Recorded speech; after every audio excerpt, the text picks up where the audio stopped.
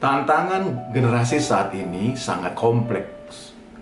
Pandemi COVID-19 telah membuat generasi saat ini sudah mapan dengan kebiasaan terhubung dengan media sosial, khususnya dalam dunia pendidikan. Sehingga budaya kesendirian dan eksklusif secara tidak langsung telah membentuk sifat dari generasi saat ini.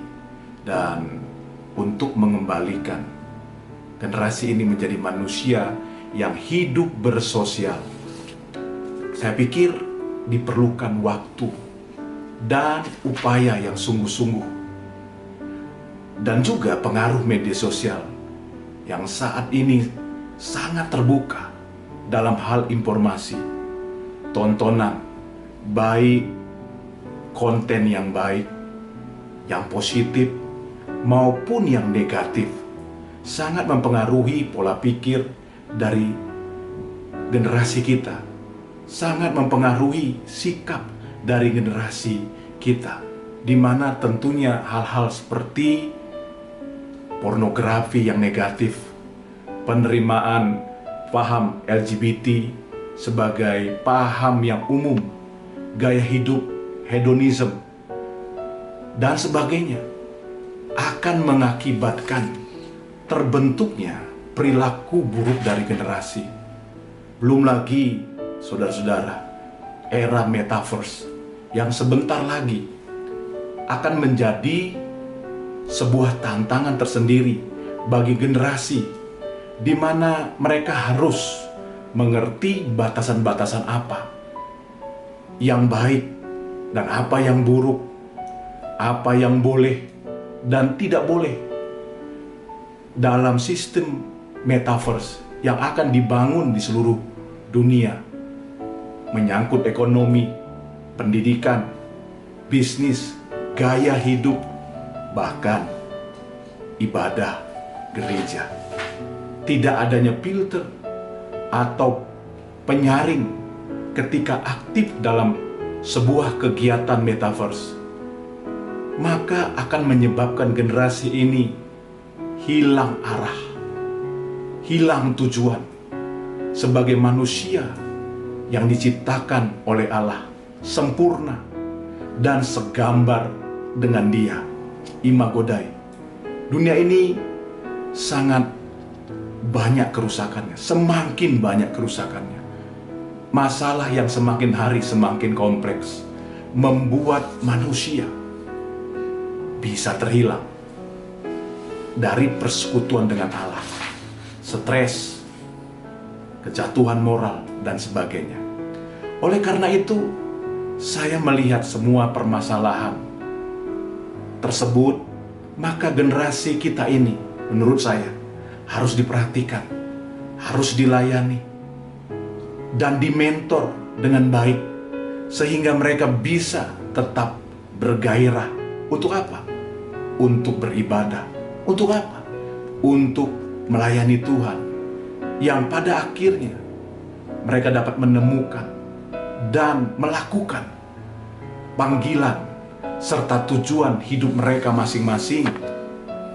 Generasi saat ini harus ditarik kembali dari hidup yang sudah terbiasa dengan komputer, menjadi manusia yang hidup dalam komunitas. Generasi ini harus dimuridkan lewat komunitas, sehingga mereka punya sesama, punya sahabat yang saling menguatkan untuk kebaikan. Mereka juga dapat memiliki benteng pertahanan atas nilai-nilai yang buruk yang ada di dunia ini. Generasi ini harus diarahkan untuk selalu dekat Tuhan lewat doa, pujian penyembahan, dan firman Tuhan. Mereka juga harus diarahkan untuk memiliki gaya hidup kerajaan Allah dalam komunitas rohani, yakni komunitas sel. Saudara-saudara, dalam Matius pasal 18 ayat 19 sampai 20 dikatakan oleh Tuhan Yesus, "Dan lagi aku berkata kepadamu, jika dua orang daripadamu di dunia ini sepakat minta apapun juga, permintaan mereka itu dikabulkan oleh Bapakku yang di sorga. Sebab di mana dua atau tiga orang berkumpul dalam namaku, di situ, kata Tuhan Yesus, aku ada di tengah-tengah mereka. Dalam Alkitab dikatakan, jika dua orang sepakat meminta, berdoa kepada Tuhan Yesus, maka permintaannya akan dikabulkan oleh Bapa di sorga. Generasi hidupnya akan maksimal jika bergairah dalam hidup berdoa dan berada dalam komunitas.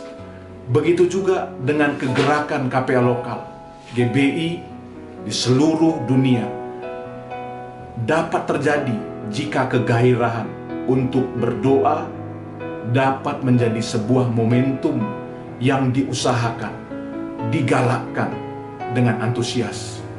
Kegerakan rohani, revival, akan terjadi dalam generasi ketika setiap generasi mau duduk untuk merendahkan diri, mencari wajah Tuhan dan berdoa kepadanya.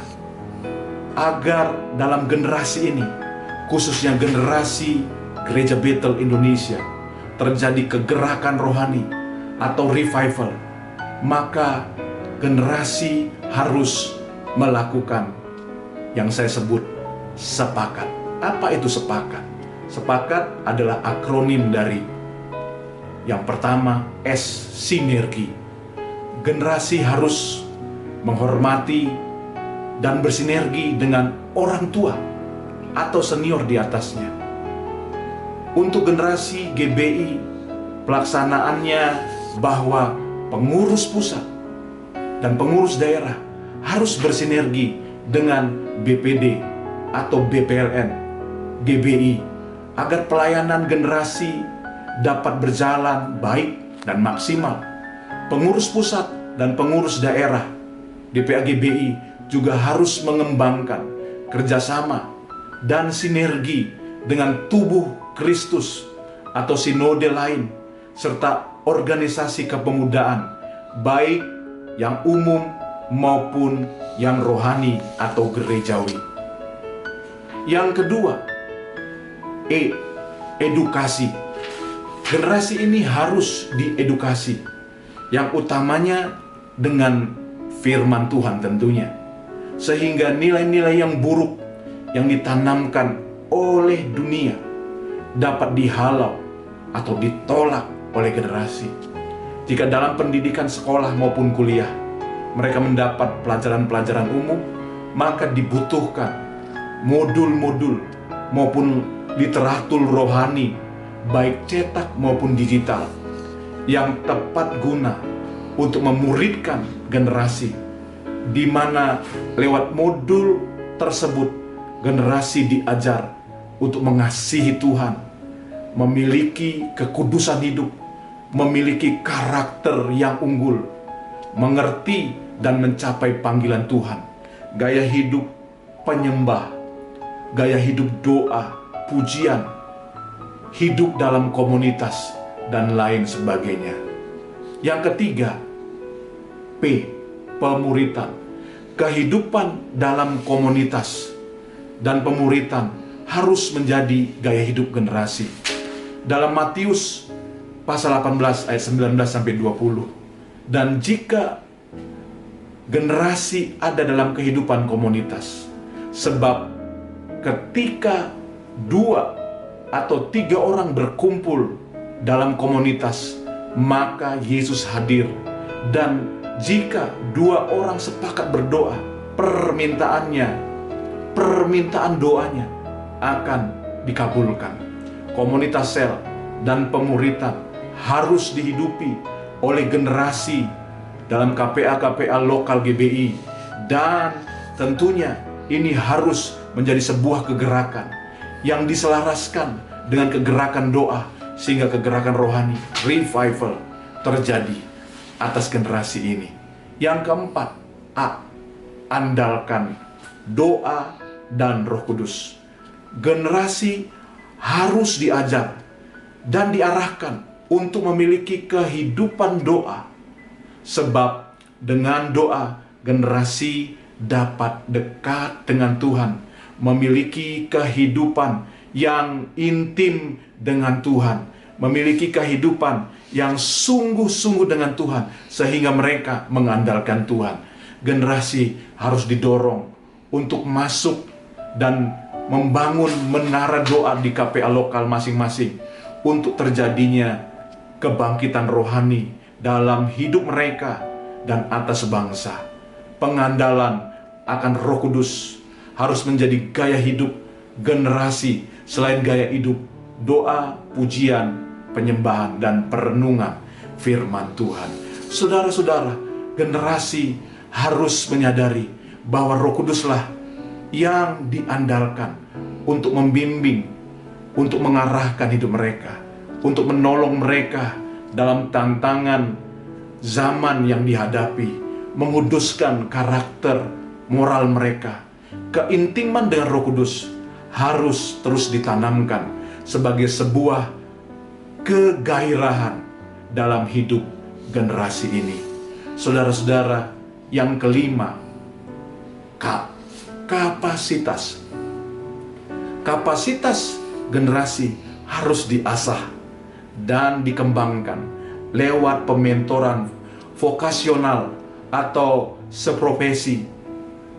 Gereja lokal harus dimotivasi untuk memuridkan atau mementor generasi berdasarkan minat mereka, berdasarkan bakat serta kapasitas yang dimiliki oleh generasi. Mereka yang minatnya di musik harus diarahkan dan dilatih di musik. Mereka yang minatnya di IT harus diarahkan dan dilatih di bidang IT dan lain sebagainya. Gereja lokal harus disadarkan, diarahkan untuk menyediakan ruang fasilitas bagi pementoran dan pelatihan, coaching bagi generasi, bahwa misi juga harus dilakukan kepada generasi, bukan hanya kepada suku-suku yang belum terjangkau. Yang keenam, saudara-saudara, aktivasi pemimpin muda. Generasi harus diberikan kesempatan untuk memimpin dan mengambil tanggung jawab kepemimpinan dalam gereja lokal, dalam masyarakat. Oleh karena itu, generasi harus didampingi, generasi harus diajar, dilatih untuk menjadi pemimpin masa depan. Generasi diberikan ruang seluas-luasnya. Untuk apa? Mengembangkan kepemimpinannya di dalam gereja lokal. Generasi bukan menjadi pesaing bagi gembala dan pekerja lainnya, tetapi calon pemimpin yang harus didampingi. Yang ketujuh, teknologi dimanfaatkan bagi pelayanan generasi. Teknologi harus dimanfaatkan semaksimal mungkin bagi pelayanan generasi. Nilai-nilai teknologi memang harus disaring atau difilter. Mana yang baik, mana yang buruk, mana yang harus diambil, mana yang tidak harus diambil. Tetapi generasi harus sanggup memilah-milah nilai-nilai yang sesuai dengan Alkitab dan mana yang tidak sesuai dengan Alkitab. Generasi harus memanfaatkan teknologi, bukan dimanfaatkan teknologi. Media sosial khususnya harus maksimal dimanfaatkan bagi pelayanan generasi, baik untuk komunitas maupun untuk ibadah youth di gereja lokal.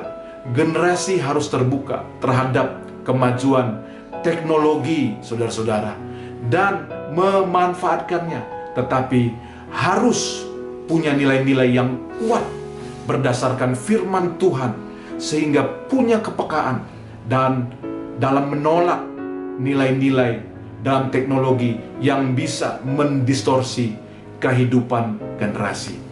Saudara, kiranya kita boleh sepakat melayani generasi. Salam sepakat. Saya Pendeta Yusuf Suranta Purba. Tuhan memberkati.